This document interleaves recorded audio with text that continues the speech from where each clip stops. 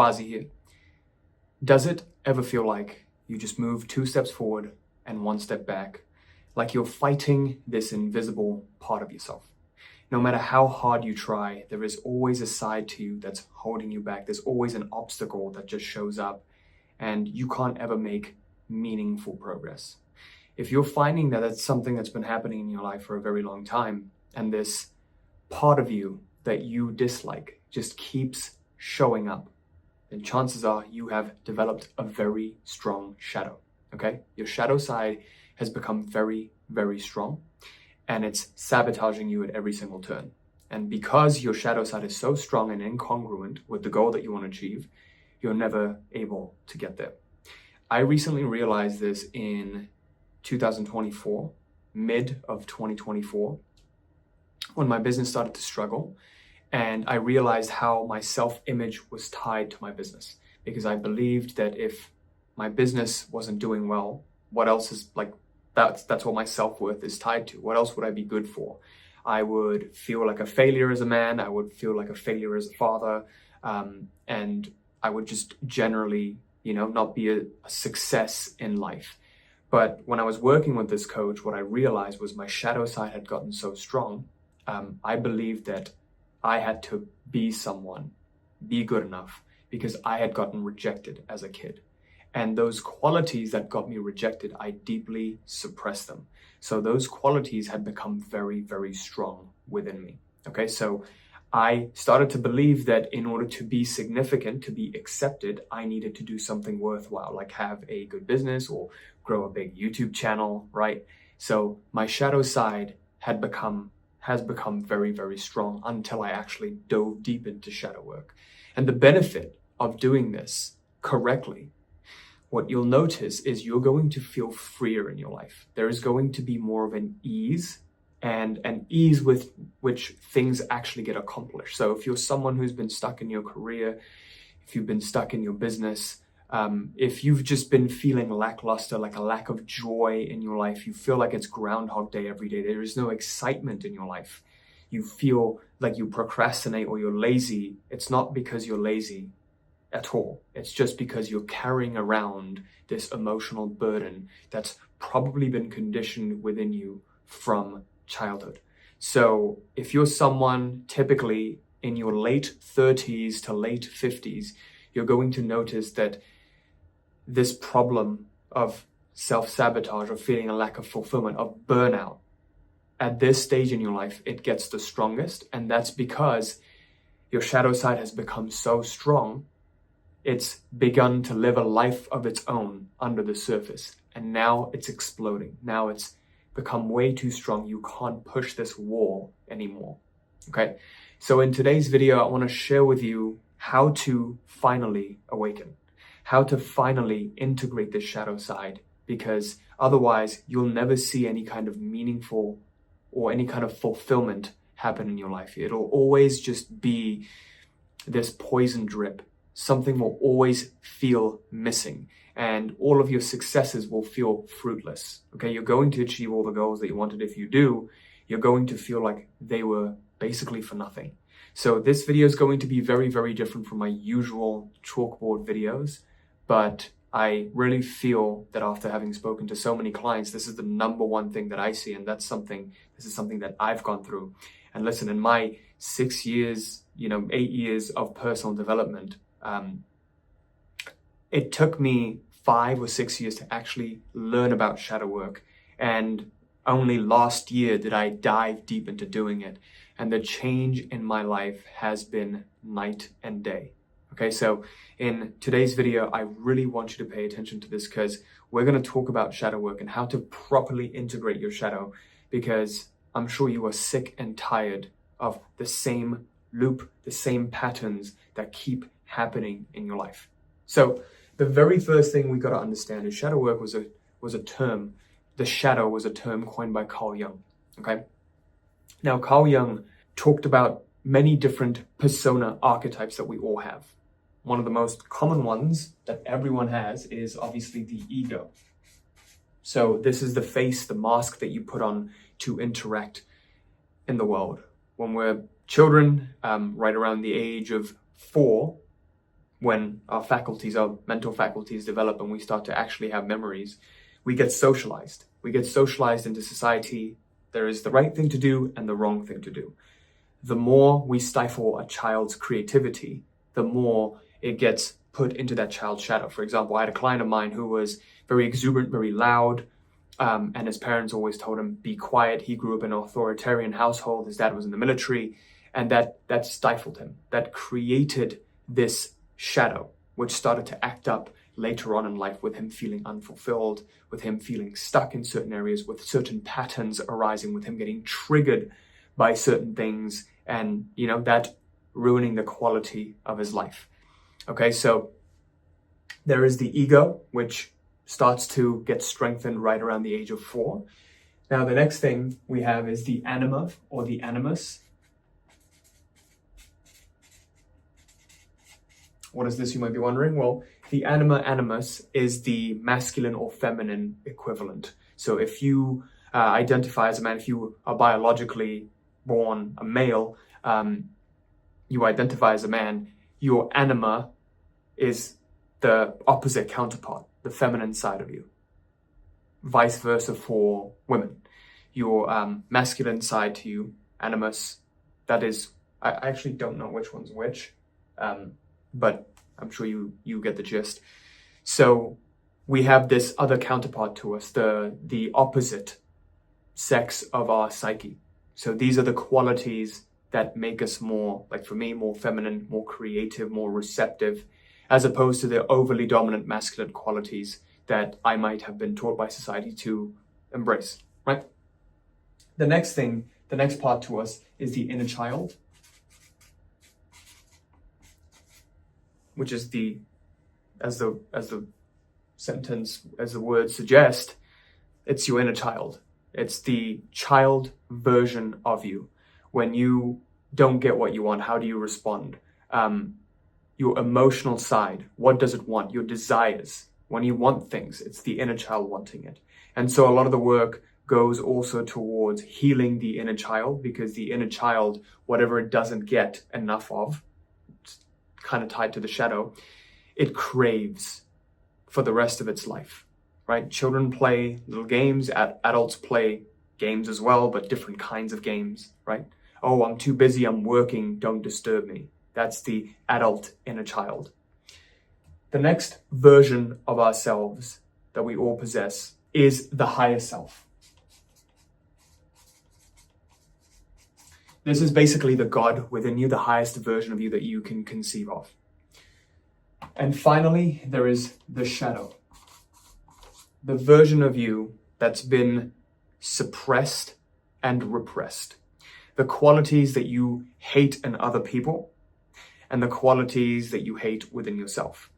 If you are someone who is married or you're in a relationship and you notice you attract a certain kind of partner, maybe you attract a narcissistic person or you consistently attract an empath.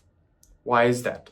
We attract people who resemble our shadow because those qualities we have suppressed within us for so long. So for example, my wife is complete opposite to me. She has more of a sensitive side, more of an empathetic side. I don't have that.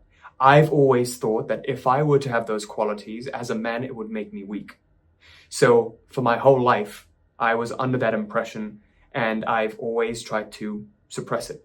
I'm loud. I ask for what I want because my parents raised me like that. They told me if you don't have a voice, you won't get your way in the world. If you're too sensitive, if you have too thin skin, you won't get what you want. But that stifled my creativity. That stifled my sensitive side, right? So because of that, I attracted my wife into my life, who also attracted me, right? Because she's not boisterous or loud. She's actually quite the opposite of me. She's introverted, she's shy, she's very sensitive, very artistic, very intuitive. So you'll notice in your life, you will keep attracting people with those qualities, especially romantic partners. Why? Because your soul is looking for completion. What is the purpose of all of these? Well, Carl Jung said, I would rather be whole than good. The goal of our lives, if you will, if you look at even Maslow's hierarchy, it's transcendence. The only way to transcend is by accepting each and every single part of you. It's individuation. to be whole rather than be good, to be whole and complete, to accept every single part of you as a distinct, separate part of you. Okay? So the question becomes, shadow. Why is this one so important? Well, this part is so important because this is the part for most people that gets the least amount of attention, because these are the qualities that you violently oppose and you have just completely shut in a corner. So I'm going to give you some examples of how the shadow shows up. So an example of the shadow would be, for me especially, I have this tendency of judging others, right? Very, very quickly. I have a very quick, the Myers-Briggs personality type, INTJ. I'm an ENTJ, and my J is very strong. I'm very discerning. I know when, someone is bullshitting me, like I can tell from a mile away. I can read people from a mile away. I'm an extremely good judge of character. In fact, I'm probably a little too good of a judge in character. My friends, they run through friendships and have these shallow friendships. I have a very close friend of mine who has very, very shallow friendships, and people just come and go in his life because he doesn't have that quality. He's more empathetic. He's more of an artist. But for me, I know from a mile away if someone's going to use me to get something, right? I can smell it on people. However, this quality also prevents me from forming some deep friendships. I'm very quick to cut people off if I don't feel that they are right for me, that we will actually have a good friendship. Because for me, I don't really want to gain anything from a friendship. I like making friends for the sake of making friends and building a relationship. That's who I let in my close circle. So I judge people because I'm afraid of being judged, right? You see that? That's my shadow. My shadow is I'm afraid of being judged. Why? Because as a kid, I was bullied and I was judged, right? I was ostracized, nobody liked me, and I know the pain of that. And so I made a promise to myself that this would never happen again. I hate this part of myself. I hate this kid who was a loser, who got bullied. And so that's why, I go to the gym. I try to present a certain image. And my whole life, I've tried to present a certain image to fit in, to be accepted, right? So I have shut out these certain parts of myself. Man, I've never really gotten this real in a video before. So, these are parts of myself that I have suppressed. Another example, I got bullied as a kid. So again, I make sure that I present the right image so that I don't get rejected again, right? That is what I'm trying to prevent. And you'll start to notice that everything that you've wanted to accomplish in your life, it's actually going to shock you when you realize that it's come from that place of pain. So for me, once I attained a certain level of success and I was unfulfilled, I grew a 7-figure business, I quit my 9-to-5 job, making millions a year, family, wife, kid, I started to notice that it wasn't fully how I expected it because I wasn't fully fulfilled. There was that next thing I was chasing. It was never enough, right? Nothing was ever enough because you could always lose it all. And part of that conditioning is because of my dad, who had like a strict scarcity mindset. And to become satisfied and rest on your laurels was seen as a sin. To not try at all times, to not struggle, right? Struggle was embedded within me. Like, you have to struggle and you have to work hard and you have to just do the hard thing all the time. That was programmed into me. And so I viewed someone who doesn't struggle, who rests and relaxes, someone who's lazy, I despise. And so the laziness within me, when I'm being lazy, I completely despise. That has become my shadow as well. So growing up, the things that you've been taught by your parents, maybe you grew up in a strict religious household. What are those things that you've suppressed and put into your shadow? Those are the things that are secretly running your life. Just imagine how freeing it would be if your life wasn't run by survival, if it wasn't run by just trying to get by, but it was run by joy, right? Like you're moving towards something rather than moving away from something. The main thing that I noticed in all of our clients who start working with us is they're run by a program that's just designed for survival. And their definition of survival is keep accumulating, keep making money, make a lot of money, and keep making it, because if you lose it, then you're dead, right? That's something that I was programmed with as well. It's kind of like a squirrel stockpiling nuts, but it has more than enough nuts to last like multiple winters. So that kind of conditioning always makes you stressed out. It completely dramatically reduces the quality of your life, and it always makes success unfulfilling. One of the greatest quotes I've ever heard, I believe this was Tony Robbins, but he might have gotten it from someone else. He said, success without fulfillment is the ultimate failure. So when I achieved my first $100,000 month in my business, I was like, shit, why does it feel this way? I've literally achieved the goal that I wanted to achieve. But it lasted for that feeling of elation lasted for a grand total of like 2 days. After which I was like, all right, what's next? Next stop, $200,000 a month, right? It was never enough. So I had to learn to not tie my self-worth with how much money I was making with my business. That's something I have been working on since 2024, since last year. So shadow work, doing this has been one of the most powerful things that I've done in my life. And I know a lot of you are going to say like, oh, you keep saying like everything changed your life. It's because it did. If it didn't, I wouldn't be sharing it with you. Okay, so now let's talk about something that's always been dear to me, because this is the paradigm, the thing that's always gotten me permanent results. It's the practice of identity shifting, okay? I'm sure if you've been following me for a while, you've heard me speak about this practice of identity shifting.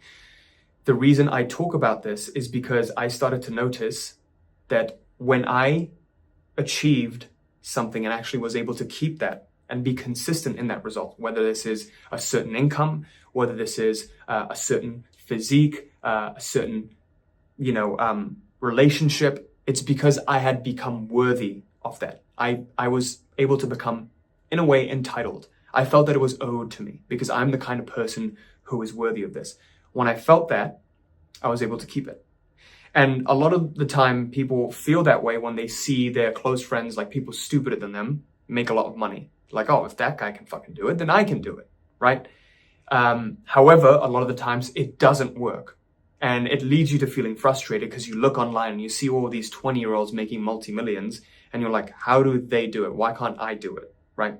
Well, a couple of the reasons are because they don't have a strong shadow because of the generation that you're in. And typically the clients that I work with are always in the late 30s to late 50s, even, mid to late 60s. Right? We have clients who are 68, 69 years old, and they're beginning to wake up right now. Why? Because that generation was deeply programmed with a very strong shadow, right? This generation is more carefree. Maybe because there wasn't a lot of struggle growing up, but there's a lot of carefreeness in this generation and a weaker, not such a strongly developed shadow. Okay, especially me as an first generation immigrant, I was in that survival mentality, and your shadow will get very, very strong when you're in survival because there are things that are clearly good and things that are clearly bad. Okay, so I want to share with you this practice of identity shifting that completely changed my life, that we teach all of our paying clients in our programs. And when you become your highest self, when you integrate every single part of you and actually become that version of yourself you were meant to be, only then do you actually see permanent change happen. So let's get to the practice of identity shifting right now. Identity shifting, what is it? Well, to explain this to you, I want to begin with a quote. In order to have what you truly want, you must first become who you were meant to be. I don't know who made this. I might have heard it somewhere and I came up with it, or maybe it's somewhere online. You'll probably search it and call me out on it. But for now, I'll take credit for that. But this quote, when I heard it, came up with it, it completely changed the way I viewed identity shifting, because initially, I too believed I needed to become someone else. However, the truth is you need to become who you were meant to be, because there is a goal that's right for you and a goal that's not right for you. For most of people's lives, they've been pursuing a goal that's not really theirs, right? So for example, I had a client For 50 years, he's been in a corporate job, and on his 50th birthday, he was offered a promotion to become a director, very, very high paying job, but he was so miserable doing that job. But he'd always taken the safe path in life because his dad had a failed business, and that failure of a business affected his whole family, right? His siblings, everyone. And from that day forward, the whole family shunned businesses, and they always took that secure path. And so he took that secure path, but deep down in his heart, he always wanted to start a business, and he knew he could. He saw that there was no reason to not be able to. But when he started his businesses, he found that he was struggling to grow it because he still was in his corporate identity, that identity of a job worker, which has been conditioned to play it safe. He's afraid of taking risks, and that's why he focuses on too many things and spreads himself way too thin, too many projects, too many ideas, and nothing ever really moves forward. He can't double down on anything. And the other thing too is when you're in an identity that's not conducive to the goal that you want, you don't notice the opportunities that will lead you there. For example, when I was in my 9-to-5 corporate identity, I was presented with some great business opportunities, but I wasn't receptive to them. I couldn't fully follow through with them because I wasn't fully in that entrepreneur identity. I was still half in, half out. It's like, I don't know if I'm going to do this, if I'm going to be able to be successful with this. I've always been taught to get a secure job and live a secure life, right? So because of that, I've chased security over risk and discomfort. But when I fully learned to shift my identity and become that successful entrepreneur version of myself, things really skyrocketed, and my fulfillment in life also skyrocketed because I became who I was meant to be. I gave myself permission to be who I was meant to be. So there are 3 paradigms of existence. The lowest level is the having paradigm. This is always a consequence of something. A level above that is the doing. It's when we do something in order to get. This doing state is highly, highly masculine. Okay, this is you in your masculine. This is taking massive action, doing all of those techniques. I actually did a workshop last night and I was explaining this to the attendees. And, a lot of people, they are doers. Even people who study manifestation and do internal work, it's still work. They're doing something. They're doing something from what place? Who is doing? Who is the one behind the doing? This is where the true source comes in, being. And this is more being in your feminine. Right? So if I am doing the actions of trying to grow a business and running marketing campaigns and making content, if I'm doing this from a being of, I don't know if this is going to work, I'm not a successful video maker, I'm a bad video maker, I'm actually more suited to work a 9-to-5, guess what? The energy of my videos is going to reflect that, and I won't be successful. You must be what you want first, right? So if you became the kind of person who has the successful YouTube channel, if you became the kind of person who has the successful YouTube channel, has a successful business, what would that look like? How would that feel? Operate from that state of being first and then do. When you combine the masculine and the feminine together, feminine and masculine, then the child is born, right? That's when it happens. That's when the seed germinates and, lack of better words, child is born. You need both the masculine and the feminine. You can't have being without the doing. You can't have the doing without the being.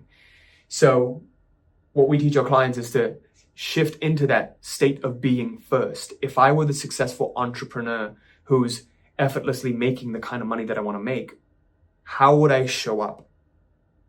Who would I be? So different identities I had to embody to succeed in my business were, if I were a great salesperson, if I were a great marketer, if I were a great content maker, if I were a great YouTuber, and constantly giving myself proof that I am becoming this. A lot of the testimonials we share, you're going to see that there's a tag called confirmed becoming. It's because we're grounding that identity. It's not enough to just say, I'm this kind of person. Because if your mind doesn't see proof, it's not going to be on board and accept that. And then we take actions from that place of being. So for example, right now I'm working on becoming a great trader. It's something I want to partake in. So if I were the successful trader version of me, what would that look like?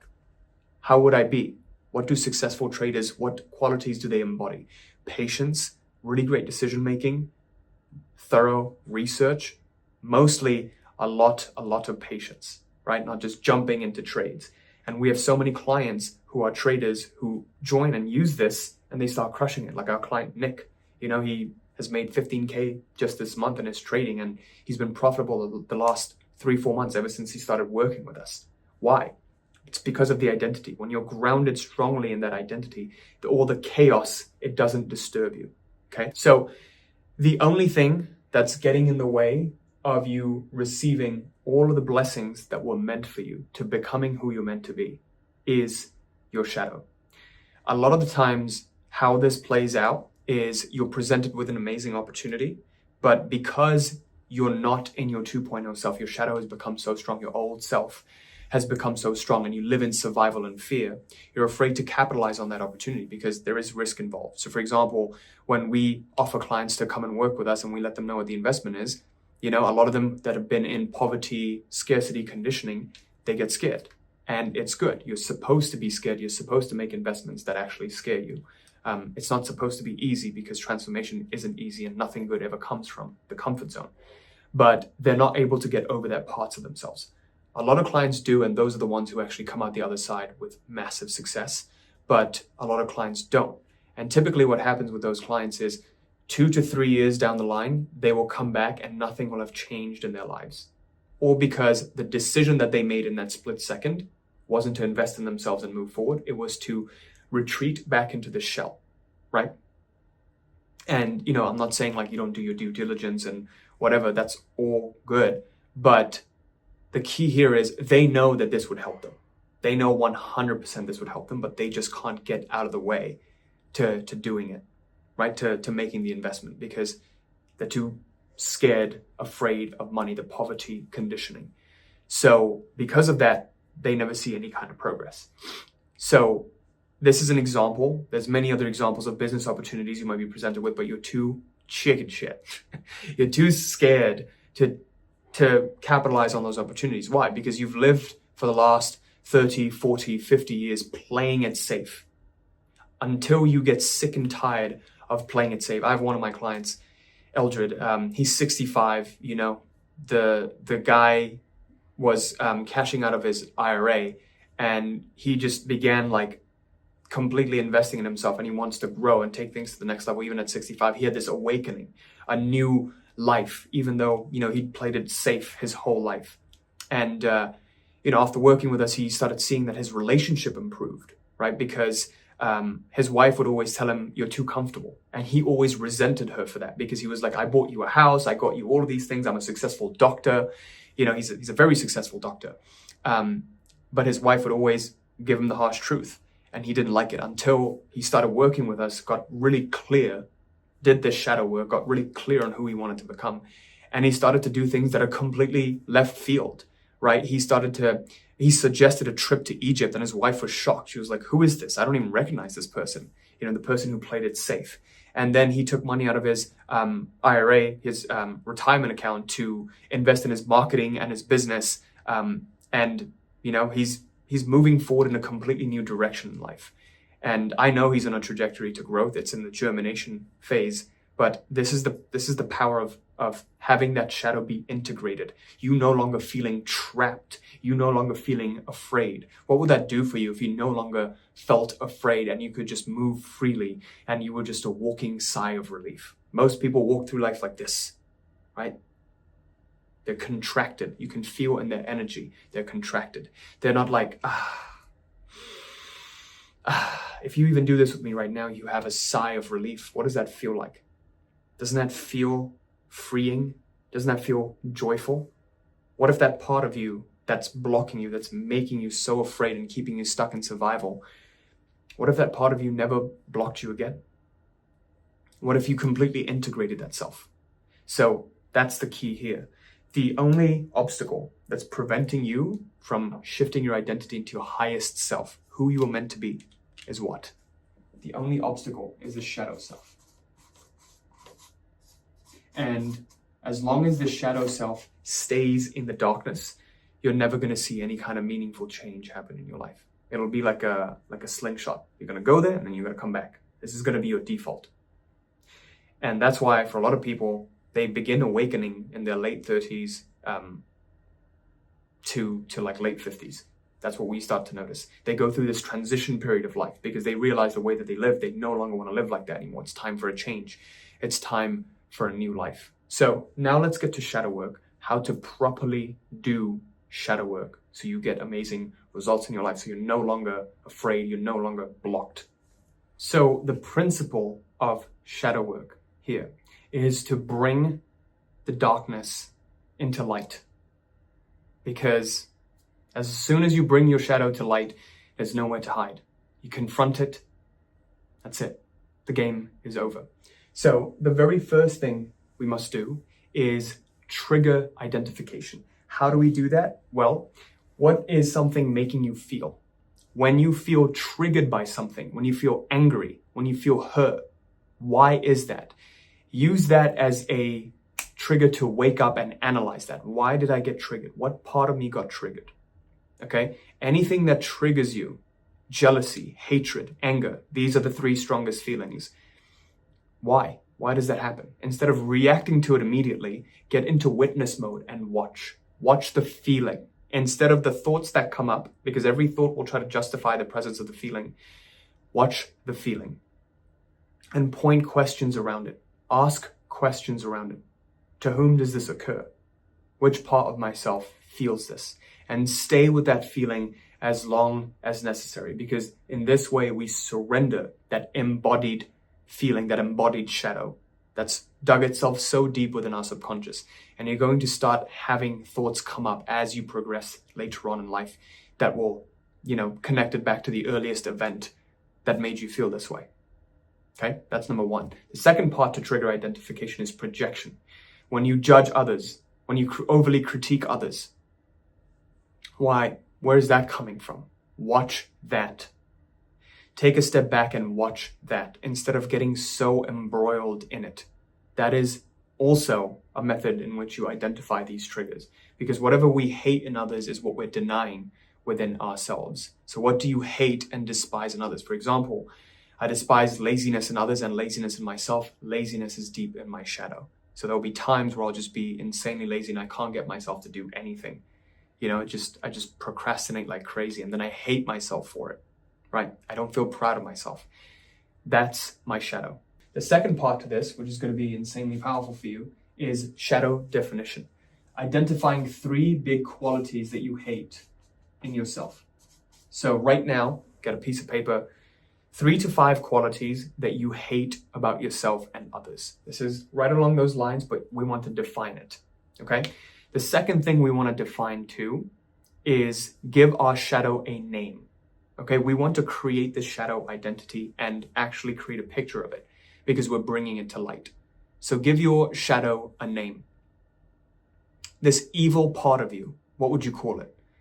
One of my clients, he has a name with a certain letter. He changed the letter to that dark side. So imagine your dark side, the side of you that actually secretly feels kind of powerful.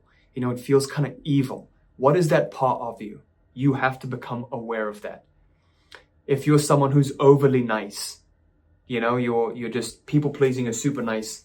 What would it like to be a dick? That shadow part of you that doesn't give a fuck. And you'll see when you start to embody this shadow side just a little bit in your daily life. This was what my coach taught me, the energy healer that I was working with. Just 10%, 20% of the time, if you can express the shadow more, air it out more, instead of keeping it private, instead of hiding it. Just watch how your life begins to change. So my client, my one-on-one client, he has this thing he calls little man syndrome. He always felt lesser of himself. But now that he expresses this shadow, he puffs his chest up and he feels completely different. He feels more powerful. Kind of like, Peter Parker in Spider-Man 3 when he becomes, I think it's 2 or 3, when he becomes Venom or the symbiote. And that's his shadow side, right? Tobey Maguire, he walks around with this like flare. What would that version of you be like? We just want it to be visible 10, 20% of the time, no more, okay? The final part to this is after you analyze all of this darkness, right? All of the three qualities, it's very important that we begin rewiring things that you've hated about yourself because they didn't serve you in the past. For me, it was this lack of confidence and in expressing myself, being quiet and shy. I hated that about myself. However, how can we rewire that to find a specific advantage? So for me, if I hated my laziness, how can I find an advantage in that? How could that possibly serve me in my day-to-day life? Well, one way it could possibly serve me, my laziness, is it makes me resourceful. It makes me find the path of least resistance instead of wasting time. Because Bill Gates once said, I pick the lazy person to do the job because they'll find the easiest way to do it, right? So this is very, very important, this last part, because if you don't find the advantage, you're going to get steeped in your negativity and it's gonna be very difficult to break out of that. So any kind of work, internal work that we do, if we spend 40% of the time looking at our negativity, we should spend, a little bit more time, 60% of the time on positivity, on the things that we want to see in our lives. Okay, so go and do this exercise right now. So that was it for this video. If you are an entrepreneur or a professional and you find that you are stuck at a certain level in your career or in your income, and you find that no matter how hard you work, there is an invisible side to you that's blocking you, then I have a special invitation for you. If you're sick and tired of being burnt out, then I invite you to go to realitycreator.com/apply to fill up an application to work closer together with me. I'm looking for a specific kind of clientele, a select few clients. If you qualify, we'll be able to speak on an interview and see if you'd be a good fit for us to work together to make 2025 your year. We've been getting some amazing results for our clients, so I'm looking for just a small handful of clients to work closely together with. So go ahead and fill up the application, realitycreator.com/apply, and I'm looking forward to making 2025 your year. See you soon. Thanks.